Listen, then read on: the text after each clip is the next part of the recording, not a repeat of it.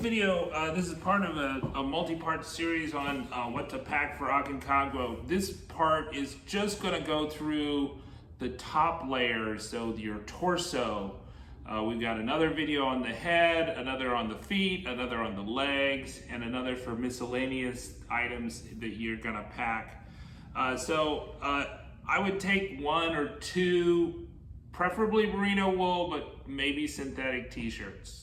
So here's one merino wool Capilene Cool t-shirt. This is a Capilene Air wool hoodie. This is by Patagonia too. So most of the torso layers are from Patagonia. Probably the best place to get from Patagonia is buy direct from them, but places like REI, Backcountry will also cover it. But I've never seen them for sale on Amazon. This is a Capilene Cool long sleeve, right? Merino wool. And then I would have a sun hoodie. I have two sun hoodies. This one is not my favorite. This is actually aimed towards fishermen, but it worked very well for me on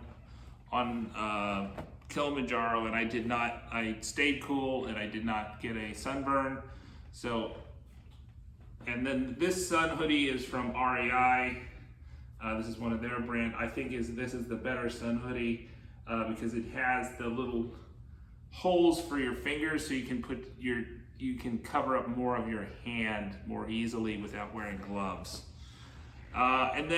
So for the approach, the sun hoodie is quite good, but you might be wearing that quite a bit as your original layer, and during the hot of the day, you wear the sun hoodie, but then you put on more layers later on.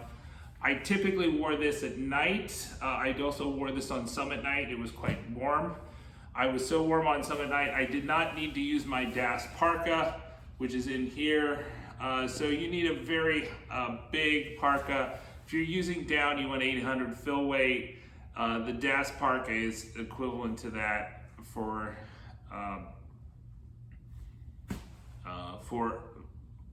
a synthetic. There are very few synthetics that are going to be suitable, but the DAS parka is a very lightweight synthetic, but it's also a big one. But that's probably summit night, maybe at camp on cold days where you're not doing much. I find that belay is a good indicator of something that's going to be relatively heavy. And then this is like a nano puff hoodie jacket by Patagonia.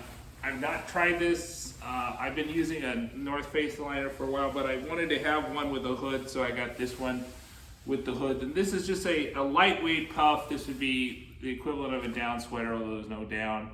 And you know, all these things should be able to fit over your helmet. So you should have your parka should have a hood that fits over your helmet. This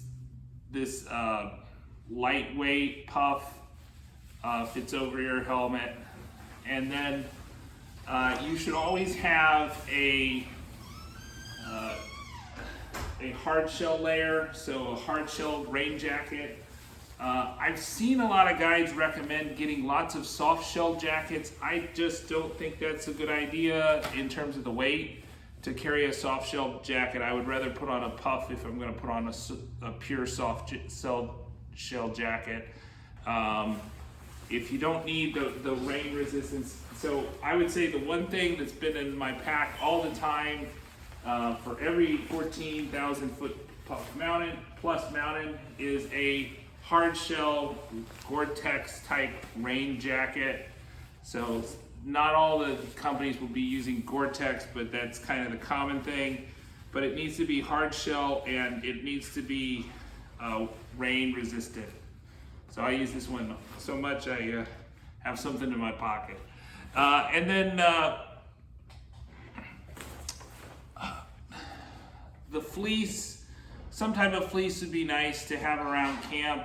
This is the R1 Air fleece. I typically don't hike in this. I think I may have taken this out of my bag wisely on Summit Night for Kilimanjaro, but I might put it in my bag for Aconcagua if it's super cold. But it would be something that I would like to have in camp if I can spare the weight, because it's just quite comfortable, quite nice to sleep in. It has that hood attached, so you don't have to find a beanie to put on. So all these have hoods. Is a theme of almost all my shirts. They come with hoods, or my torso things come with hoods. The jackets, most of the base layers, and all the coats have hoods. And I think with the exception of maybe the R1 Air, maybe this hood is too tight for a helmet. Most of them fit over helmets, right? So your parka, you want to be able to fit over the helmet. A hard shell should fit over your helmet, and so should your lightweight puff. So this nano puff here should fit over your helmet. All right, subscribe to the Slow Boat Sailing channel. Like I said, check out our other videos about your Aconcagua packing list.